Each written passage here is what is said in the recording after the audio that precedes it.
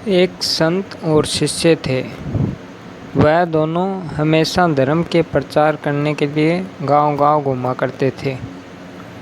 एक बार वह धर्म प्रचार के लिए किसी गांव में जाते हैं। वहां उनके पहुंचते ही बहुत जोर शोर से वर्षा शुरू हो जाती है। वह संत और शिष्य वर्षा में भीग जाते हैं। वर्षा रुकने का नाम नहीं ले रही थी। तब वह दोनों तय करते हैं कुछ समय यहीं रुक जाएंगे। वह वर्षा रुकने के बाद उसी गांव में एक कुटिया बनाकर रहने लगते हैं और रोज उस गांव में धर्म का प्रचार करने लगते हैं। उन संत का उपदेश उस गांव के लोगों को सुनना काफ़ी अच्छा लगता था। वह रोज उनका उपदेश सुनने लगे। उस गांव के लोग उनका बहुत सम्मान करते थे और उन्हें भोजन इत्यादि देने के साथ साथ दान दक्षिणा भी दिया करते थे। वह लोग काफ़ी दिन उस गांव में रह लिए थे। एक दिन वह संत अचानक अपने शिष्य से कहते हैं कि वत्स, हम यहाँ काफ़ी दिन रह चुके हैं, अब हमें यहाँ से चलना चाहिए। यह सुनकर वह शिष्य कहता है, परंतु क्यों गुरुदेव, यहाँ कितना अच्छा है, यहाँ लोग हमें कितना मान सम्मान देते हैं। कुछ दिन और यहीं रहा जाए और बाद में चलें, तब तक और चढ़ावा इकट्ठा हो जाएगा। शिष्य की बात सुन संत उससे कहते हैं कि नहीं वत्स, हम पहले ही यहाँ बहुत रह चुके हैं, अब हमें जाना चाहिए और हमें धन और वस्तुओं के संग्रह से क्या लेना है। यह सब हमारे कोई मायने नहीं रखते हैं, न हमारे भीतर इनके लिए कोई मोह है। त्याग के मार्ग पर चलना सत्य के मार्ग पर चलना है। धन से हमें कोई मतलब नहीं है। इतना कहकर वह संत गुरु शिष्य से कहते हैं कि हम यहाँ से कुछ नहीं ले जाएंगे, जो कुछ भी है इसी जगह छोड़ दो और खाली हाथ चलो। गुरु का आदेश सुनकर शिष्य ने जो कुछ भी अपने पास एकत्रित किया था उसी कुटिया में छोड़ दिया। उसका मन तो था कि वह सब ले जाए, लेकिन गुरु की आज्ञा का अनादर नहीं कर सकता था। परंतु फिर भी जाते जाते उसने गुरु से छुपकर कुछ सिक्के अपनी झोली में रख लिए। आगे जाते ही उन्हें मार्ग में एक नदी मिलती है। दरअसल वह दोनों जिस गांव की ओर जाना चाहते थे उसे एक नदी पार करके जाना पड़ता था।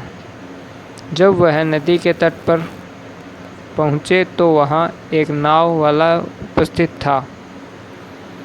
उस नाव वाले ने संत से कहा कि यदि नदी पार करना चाहते हो तो मैं करवा सकता हूँ, लेकिन मैं नदी पार करने के 2 रुपये लेता हूँ। आप लोग साधु महात्मा, इसलिए आपसे 1 रुपया भी नहीं लूँगा, नदी पार करवा दूँगा। उन संत शिष्य के पास पैसे नहीं थे। नाविक से कुछ नहीं कहा, वहीं पर आसन लगाकर बैठ गए।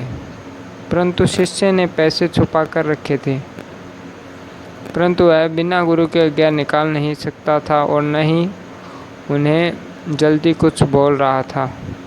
उसे डर था कि कहीं गुरुदेव उसे डांट न, और इसलिए उसने वो सिक्के नहीं दिए और वह गुरुजी के साथ बैठ गया, यह देखने के लिए बिन पैसे गुरुदेव कैसे नदी पार करेंगे। परंतु वह संत गुरुदेव यह सोचकर आसन लगाकर बैठे थे कि शायद वह नाव वाला स्वयं से ही उन्हें बिन पैसे के नदी पार करवाने के लिए मान जाएगा, या फिर उनका कोई भक्त आकर उन्हें दान दक्षिणा दे दे ताकि नाव वे उस नाव वाले के न तो कोई भक्त आता और न ही अब तक नाव वाले ने कुछ कहा था। संत और शिष्य उस नदी के तट पर बैठे बैठे शाम हो गई थी। वह प्रतीक्षा करते रहे कि शायद कोई सहायता मिल जाए, लेकिन गुरुजी का न तो कोई शिष्य आया, ना नाव वाले के बिना पैसे के नदी पार करवाने के लिए राजी हुआ। अंधेरा होने लगा था, लेकिन अब तक बैठे ही हुए थे। तभी नाव वाला उन्हें डराते हुए कहता है कि महात्मा, यहाँ अब अंधेरा होने लगा है, यूँ इस तरह रात में यहाँ रुकना ठीक नहीं है। आप लोगों को यहाँ से नहीं रुकना चाहिए। आप दोनों के लिए यही उचित होगा, सुरक्षित होगा कि आप यहाँ से नदी पार करके अपने सही स्थान पर पहुंच जाएं, या जहां से आए हैं वहीं चले जाएं। मैं भी रात में अपनी नाव लेके यहाँ से लौट जाऊंगा।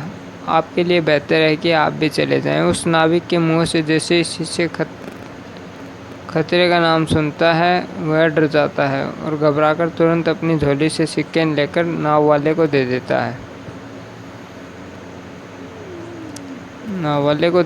और कहता है कि आप जल्दी से हमें नदी पार करवा दीजिए। सिक्के लेकर वह उन्हें अपनी नाव में बैठा लेता और नदी पार कर देता है। नदी पार करने के बाद संत गुरु शिष्य से पूछते हैं कि तुमने गांव का चढ़ावा क्यों ले लिया? मैंने तुम्हें सब कुछ छोड़ देने के लिए कहा था, फिर भी तुमने मेरी बात नहीं सुनी, क्यों? तब वह शिष्य कहता है, गुरुजी, यदि वह सिक्के मेरी झोली में ना होते तो हम दोनों कष्ट में पड़ जाते। रात का समय, कुछ भी हो सकता था। इन सिक्कों ने हमारी रक्षा की है। शिष्य की बात सुन मुस्कुराने लगते और कहते हैं कि बस जब तक यह सिक्के तुम्हारी झोली में थे तब तक हम कष्ट में ही थे, और जैसे ही तुमने उन्हें बाहर निकाला हमारा काम बन गया। यही मैं तुम्हें समझा रहा था कि त्याग में ही सुख है। तुमने सिक्कों का त्याग कर दिया, उसका परिणाम तुम्हारे सामने है। यह कहकर संत ने बाकी के सिक्के किसी गरीब को दान कर दिए और आगे चले गए। कहानी यदि आपको पसंद आए तो प्लीज़ चैनल को सब्सक्राइब ज़रूर करें। धन्यवाद।